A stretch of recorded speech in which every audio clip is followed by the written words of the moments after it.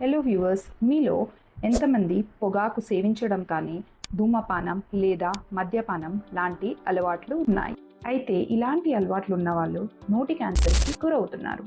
ఇంతకీ నోటి క్యాన్సర్ యొక్క ప్రధాన లక్షణాలు ఏంటో ఇవాళ ఈ వీడియోలో చూద్దాం. హలో, నేను మీ డాక్టర్ ఫర్హీన్. మీలో చాలా మందికి నోట్లో కానీ, చిగుళ్ళ మీద కానీ, పెదాల పైన కానీ, లేదా బుగ్గల లోపలి పొరల వైపు కానీ, లేదా నాలుక పై భాగంలో కానీ వాపు లేదా పుండు 2 వారాలకు మించి తగ్గకపోతే ఇదొక క్యాన్సర్ లక్షణం.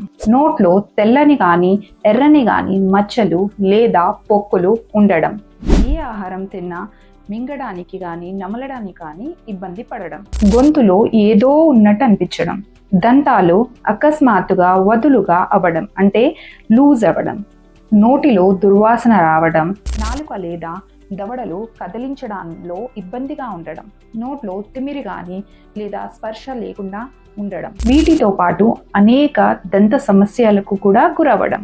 అయితే చెప్పిన ఈ లక్షణాలలో మీరు ఏ లక్షణంతో అయినా బాధపడుతుంటే వెంటనే మీ దగ్గరలో ఉన్న స్మైల్ డెంటల్ వైద్య నిపుణులను వెంటనే సంప్రదించండి.